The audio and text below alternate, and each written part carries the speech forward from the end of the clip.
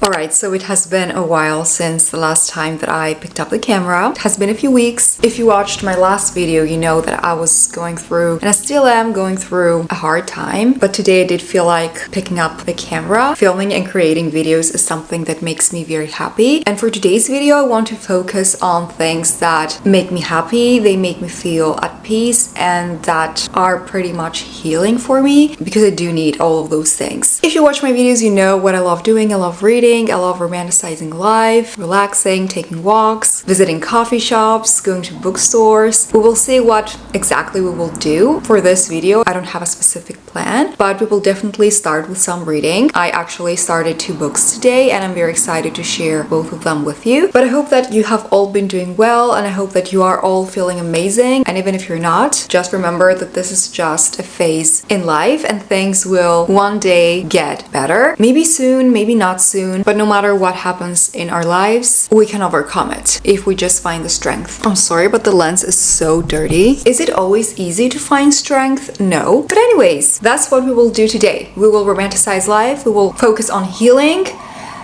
Let's wait for the sirens to stop. And let's talk about the 2 books that I started today. So the first one is An Ember in the Ashes. It is the book that we will be reading with my book club for the month of November. I've only read the first chapter. So far, the first chapter low-key felt like the beginning of a ton of other fantasy books. But hey, I have heard really great things about this one, so I think that while I continue it, it will get better and better. This is a YA fantasy series. I think we have like a little subplot of romance in here, and I have heard that this is quite dark, even though it is YA, which I love. I don't really like, you know, too fluffy, childlike YA books. I don't like these type of books normally, so I do prefer when books are a bit darker, a bit more mature in theme. I don't know how mature the themes in here are gonna be since it is a YA, but we will see. I guess I have to read it and find out. But in the first chapter, we have met our FMC. Her name is Leia. I hope I'm pronouncing her name right. And she lives with her grandma and her grandpa, and also her brother, her older brother. I think she used to have, obviously, parents and another sister, if I'm not mistaken, but they were all murdered. And I'm pretty sure that the guards, the soldiers, will capture her brother, and then Leia will get to know some rebels who will promise that they will rescue her brother if she will agree to spy on the crown, the military. I think she will become part of the military academy, and there she will meet our MMC, who is the school's finest soldier, but secretly he's very unwilling. So I guess that Ilias and Leia will see eye to eye at some point. But so far, I mean, I've only read 1 chapter. I don't have much to say about it. I love the cover of the edition that I chose, and I love how the spine, oh my god, did I mess it up? And I also love the spine, how it is black and white. I think that each book will have,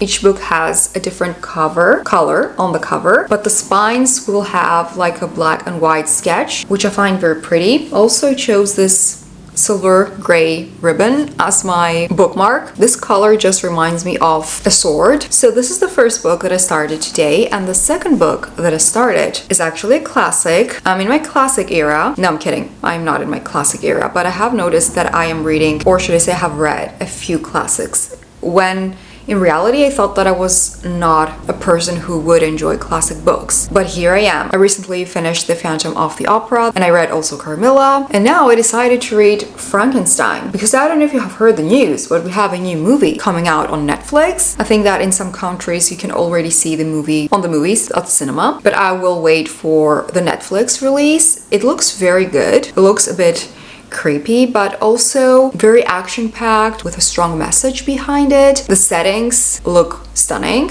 as well as the costumes. Also, the actors are very good, so I'm very excited to watch the movie. But I thought before I watch it, how about I read the novel, the book? So I started Frankenstein today. So far, I am on letter 3. So this book starts with some letters, and I guess the letters are written by our main protagonist, our main character. His name is Robert Walton. Walton, and he's writing these letters to his sister, Margaret, and he has embarked on this crazy journey, but he does feel lonely at the part that I have reached. I'm very much at the start of the book still. I am 4% into it. I am on page 2. I cannot be on page 2. This is not right. Anyways, I am on letter 3, 4% into the book, and now our main protagonist has started feeling very lonely, like he doesn't have an actual friend that really gets him on so many different levels. So I'm guessing that he's the main character because he's the one who feels lonely, and he will create the creature a bit later on, but I thought that his name was Frankenstein and not Robert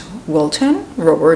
Yeah, no, I thought that his name was Frankenstein, you know, like the scientist's name. Isn't he a scientist? Anyways, I need to read more of the book to get the entire idea. I mean, we all know Frankenstein, but I have never watched a movie before, nor a kid show before based on Frankenstein. I never was really into that story. But now, after watching that trailer, I was like, I want to read it. This looks straight up my cup of tea. And also the book is very beautifully written. Since it is a classic, you can imagine how nicely written it is. So these are the 2 books that I will be reading. I don't know if I will finish both of them, one of them, by the end of this vlog. We will see. But I will continue reading a little bit of Frankenstein for now. I will drink my coffee, and then later on I will pay a visit to some of my family members. We have a small gathering, and hopefully it will be also a nice change for me, you know, get out of the apartment, spend some time with loved ones. It's gonna be fun. It's gonna be good. And also I'm excited that I am back into a decent, good reading mood, because for a while there I was not.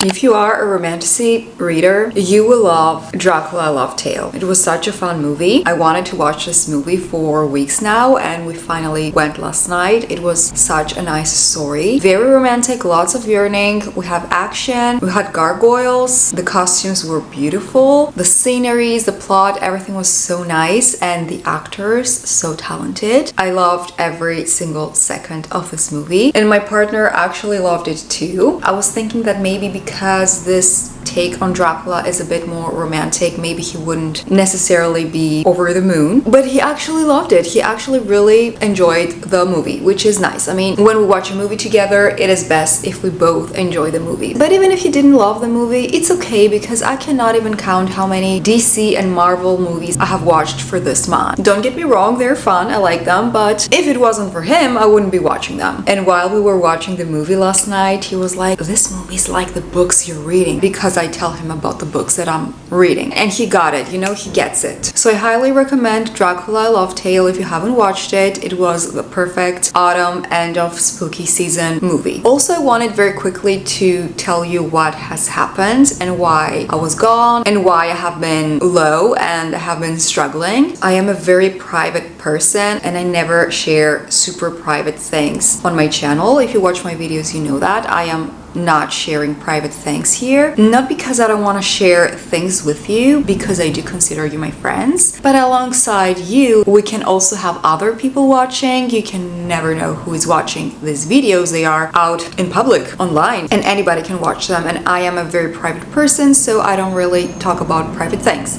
With that long explanation, since I have mentioned Bella, my dog, many times on my channel, and if you have been watching my videos for years, you will also have seen her. But Bella was 16 and a half. She was an old girl and her time to rest finally came. On October 27th, we had to say goodbye to her. It was the best decision for her. I would never want to keep her around. For me, that would be so selfish, just for us, for me and my family to see her while she would be struggling. For her age, her body in general, her health in general was not bad, but she had dementia and it progressed more and more the past few months. And even if your dog can get up and they can eat, they lose themselves. It's like with humans, you know, they forget, they get disorientated, and there are moments that they don't know what's going on. We discussed it with her vet and we know our dog, and that was the best decision for her. So on the 27th of October, one of my worst nightmares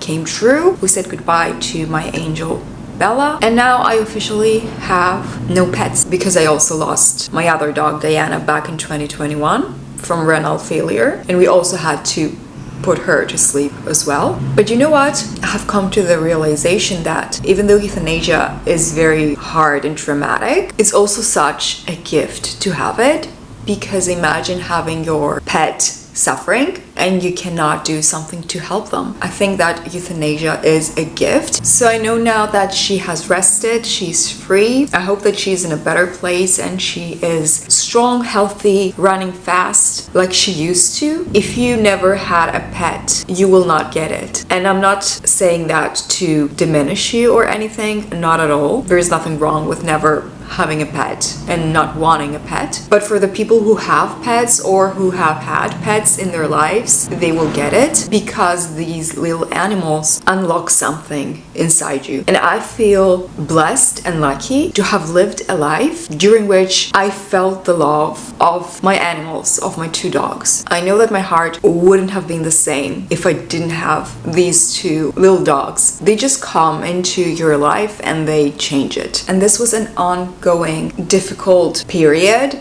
because we were seeing that it was coming. It was not exactly her time to leave, but we saw it coming. We could see it coming, because she was, you know, getting more and more confused. And this is the first time in my life that I have experienced anticipatory grief. I think that's how it's called. That type of grief brought me to my knees, because it was happening for months and I was searching all over the internet for articles of other people who had pets with dementia, and I was googling like a maniac and I was searching what should I do. Honestly, seeing what other people have been through was very helpful for me.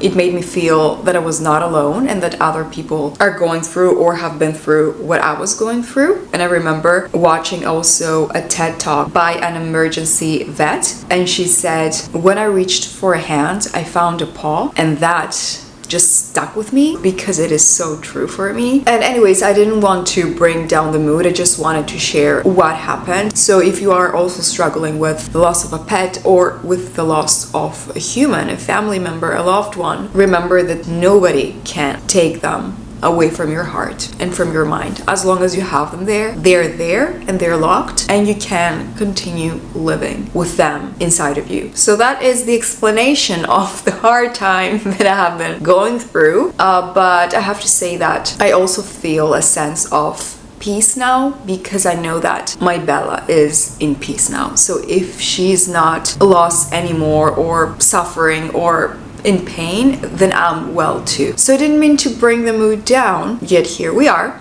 I also have a couple of reading updates. So for An Ember in the Ashes, I am on chapter 10. I am enjoying the book so far. I am still in the beginning of it, but it is good so far. I have noticed that our FMC Leia is very scared, weak, but it's normal considering her situation and everything. And I'm just hoping that she will find herself and she will become stronger. And I have a feeling that she will become a strong, powerful character by the end of the book, or at least by the end of the series. I know that we will also have some trials in this book. I cannot wait to reach that part. She met the rebels and she's gonna spy for them. And then on the other side, because each chapter follows a different person, the chapters either follow Leia or Ilias. So on the other side of the coin, we have Ilias, who is about to graduate from this military academy, and he wanted to dip and leave and abandon everything and everyone because he does not agree with what the empire does and what the military does. But now he might stay. He might stay because apparently this magical priest told him that no matter where he runs, he cannot outrun his fate, his destiny. So now he's having second thoughts and maybe he will stay in the academy,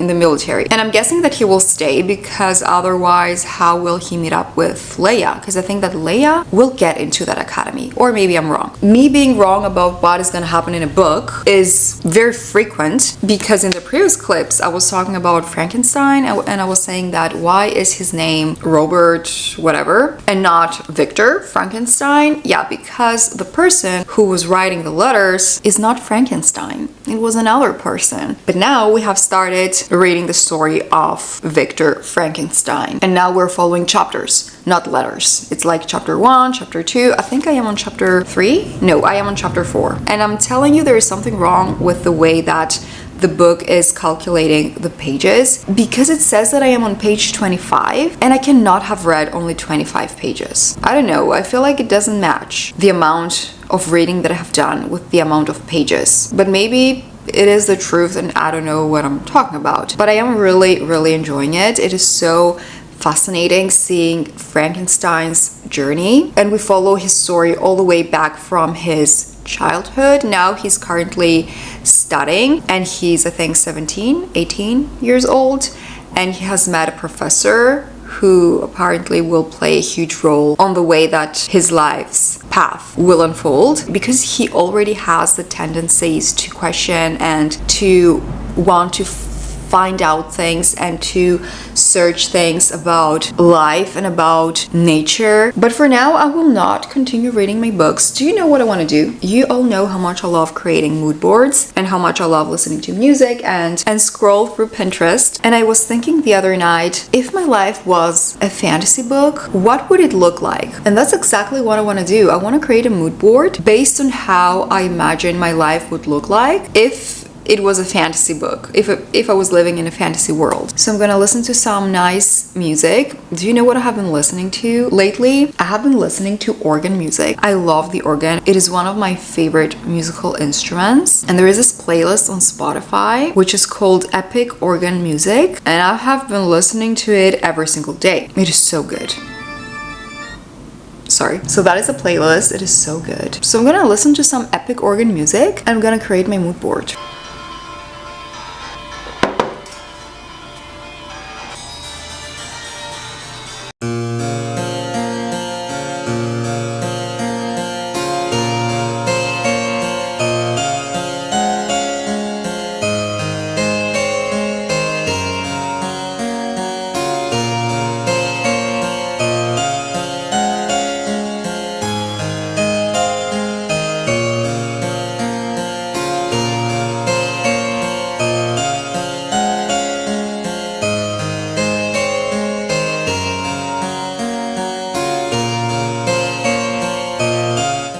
Alright, so this is how my life would look like if it was a fantasy book in this current moment. You know, we are about to step into winter. I mean, not yet, but winter is a little bit over a month away. So I wanted the setting to be wintry with snow. Obviously, I would be the FMC and I would be wearing veils. That would be my thing, wearing veils. I would have dogs. The love interest, my partner would have some sort of dark shadow magic. We would also have some red details in the story, like a red dagger, red roses, red dresses. My story has a beautiful gothic castle, a creepy snowy forest. We also have soldiers in the mood board because I guess we're going to war. Because is it a fantasy book if there is no war? Now that I'm thinking about it, you know, maybe they are just the kingdom's soldiers, but we are in peace and we will not have a war. How about that for a change? It's a boring book, my life. It's a boring fantasy book. No war. We want peace. Peace and quiet.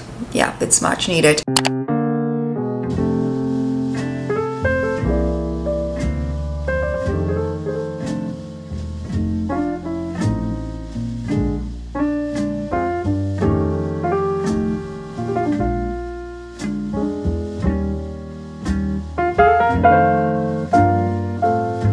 I met up with my mom after work and we had a coffee together, and we also checked out a couple of stores. They already have the Christmas stuff out. Christmas decor, Christmas mugs, everything was so cute. I'm sure that they will bring out more stuff as November progresses, but the Christmas stuff is already out and I'm here for it. I'm actually here for it. We didn't buy anything Christmassy. My mom actually got this tumbler for her coffee, but I will bring it to her once I visit her because she was not on her way back home and she didn't want to carry it with her. And from that same store I got a French press because, like I mentioned before in the video, mine broke and I needed a new one. My mom insisted that I continue using paper filters, but I thought that this is better for the environment instead of using filters all the time. It seems like it has good quality, but we will see, because I swear every few months these things just break. I also got a new shower curtain. I also very randomly got 2 new spoons because I feel like we don't have enough spoons in our household.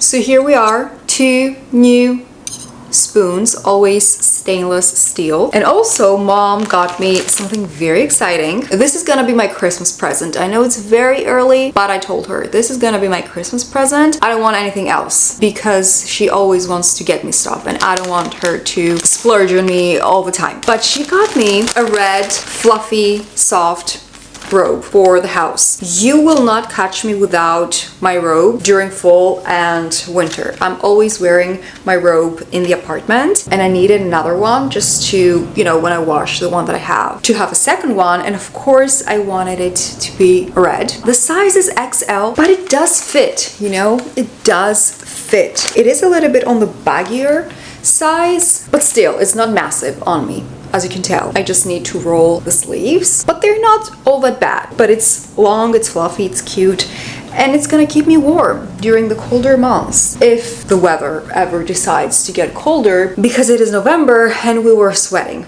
today. So that is everything that we got. Reading updates. When it comes to An Ember in the Ashes, I haven't made much progress. I am on chapter 12. I don't remember where I was the last time that I filled you in. But do you know what I have noticed? I noticed that this book reminds me of The Prison Healer a little bit. And I know that this was written before. It is an older YA fantasy series. So maybe the author of The Prison Healer got a little bit of inspo from this book. I don't know what it is, but it doesn't feel so far like I'm reading something fresh and original, even though it is an older book. And I know that I should have, let's say, read this one first and not The Prison Healer. But hey, I read The Prison Healer a few months ago and I can say that this kind of reminds me of that book. I'm still enjoying the book. It's not bad at all. But if it reminds me a lot of another story that I have read, it just ruins the experience, you know? And I just want my fantasy books to be fresh and new and unique and different. And I don't know if that is it. And when it comes to Frankenstein, whoa, I think I am on chapter 11 now. The story is very intense. tense and very sad and very tragic. And I obviously didn't know many details about the story, but I'm very surprised about one thing. You know, the monster that Victor Frankenstein created, he created him and then he just let him be and roam around. He didn't lock him in his laboratory, is that how it's called, or somewhere, or he didn't try to, you know, make sure that that creature does not run out in the wild. And I have a feeling that the monster that Frankenstein created has a mind of his own. He's not just, you know, a mindless creature. And I think that he's attacking Victor Frankenstein's loved ones. I don't know, we still have a good few chapters left in the book, but I'm really enjoying the book so far. It is dark, it is creepy, it is a little bit disturbing, sad. The writing is so beautiful, so good, very easy to understand, even though it is a classic. But also I think that reading it on my Kindle is very helpful because I have the word-wise feature on, which explains what some words mean. And since English is not my first language, it is very helpful to have that feature. But I'm really enjoying Frankenstein so far. I feel like my rating is gonna be pretty high.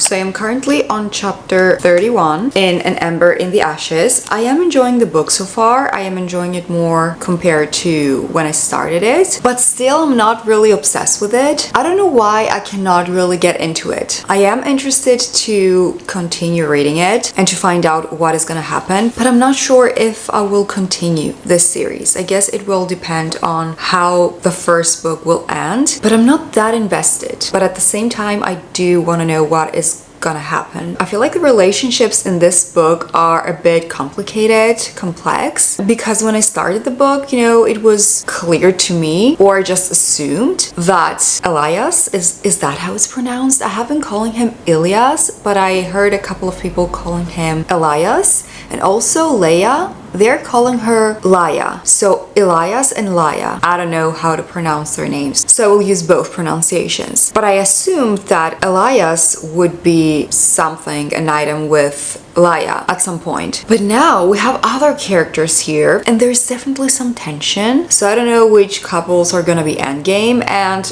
honestly, this is very light on the romance. Very light. I love the tension that we have, you know, a little bit of a sprinkle of tension here and there, but it's not romance heavy. I really like that part. I like how the story focuses on survival, politics, the good, the bad, who's actually good, who's actually bad, who can we trust. I already don't trust some people. Even though Laia trusts those people, I just don't. I know that especially one guy, he's gonna be a villain. It's so clear to me. And that is also one more thing about this book. I feel like some things are obvious. I guess I will have to wait till the end of the book to make sure that my assumptions are correct. It is a good YA fantasy book, but I don't know if I'm really that into it to the point that I will continue this series. I don't think that I will. I'm not sure. So far, rating-wise, this feels like a 3.75, but I'm so conflicted because I think that I have so many other books to read. And what if I just, you know, waste time to continue reading this series, and let's say I'm not gonna like the second book that much, but what if I love the second book? Decisions, because sometimes you might not love the first book in a series, but you might fall in love with the second book and the rest of the series. So maybe I should give it a go. You see, I am so conflicted. I don't know what I'm saying. I don't know what to do. But so far I am liking it, but not obsessed. I'm definitely enjoying Frankenstein way more. I am now on chapter 15, I think. No, I am on chapter 19, and I still don't think that the pages are making sense. The book says that it is only 225 pages, but I swear I feel like I have read way more. Maybe it is the style of the writing that makes me feel like I have read more than I have, but I'm really enjoying Frankenstein. And you know what? Team the creature that Frankenstein created. I'm not encouraging murder. I don't applaud that, no. But you know what? They're treating this creature so poorly just because he is looking like a monster. I mean, who am I to judge? What would I do if I saw him in front of me? Probably scream and run away. So talk about hypocrisy. But reading it and diving into the thoughts and feelings of this creature, I feel for him, and he deserves happiness too. You know, he does deserve happiness. He doesn't deserve all the pain and loneliness and sadness that has been thrown at him. And rating wise, this feels like a 4.5, maybe 4.75. We will see, but I'm really enjoying it.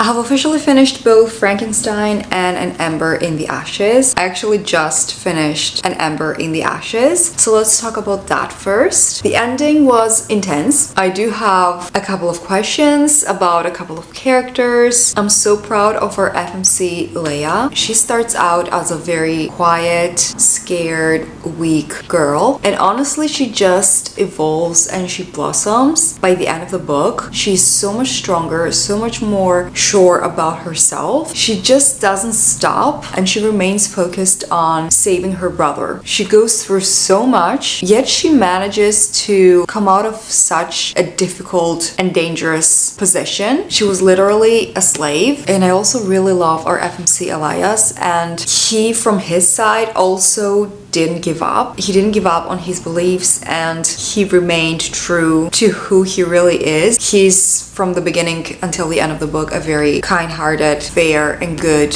character. And I have to say that I also liked Helen's character. I cannot say a lot because I don't want to give any spoilers, but I also liked Helen. There were parts that I didn't like her, but there were also parts that I did like her. I feel like she's also another example of a well-written, complex character. Overall, the story was good. The plot was great. I enjoyed the world building. The writing was really good, but I also remained true to what I said before. I was not that invested. Now I'm still skeptical if I should continue this series or not. I will think about it. Final rating is gonna be 3.75 stars. All in all, it was a good book. Do I recommend it? I do. I do recommend it if you are up to reading a good fantasy book, a good YA fantasy book. Not if you're looking for romance. The romance here is such a small subplot. This is not a romantasy whatsoever. But if you are up to reading a YA fantasy book that doesn't read very young, I highly recommend this one. It was very mature and dark in the themes that it had, and it's to be determined if I will continue the series or not. We will see. And now when it comes to Frankenstein, I will give it a 4.75 star. I loved the writing. I loved the story. Like I mentioned before, I had no clue about the story of Frankenstein. I feel like both Victor and his creature are so much alike. They're almost reflections of one another. They're both equally humane and monstrous. This book is a true tragedy, and I feel like the theme of obsession is very heavy. Obsession for knowledge and creating something that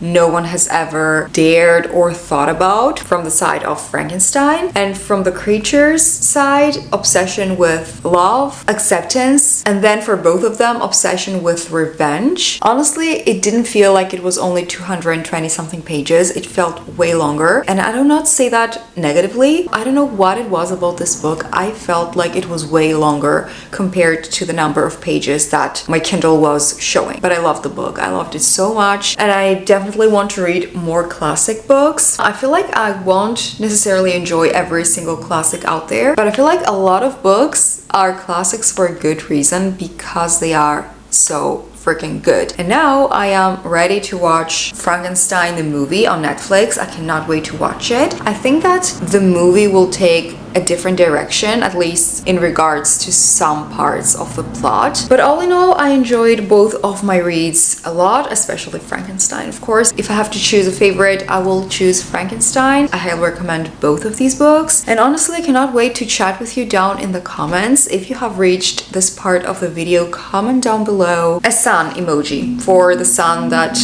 this book has on its cover. I missed talking to you and chatting with you in the comments section. I haven't uploaded a video in such a long time, so I'm very excited to wrap up this video, finish editing it, and upload it, and I cannot wait to read through your comments. So thank you all so much for watching this video. My next video is gonna be a festive bookish vlog, a Christmas bookish vlog. I cannot wait for this one as well. I hope you're all doing amazing. Thank you so much for watching this video, my friends. Don't forget to give this video a thumbs up if you enjoyed it, subscribe if you're new, and I will see you all in my next one. Bye, friends!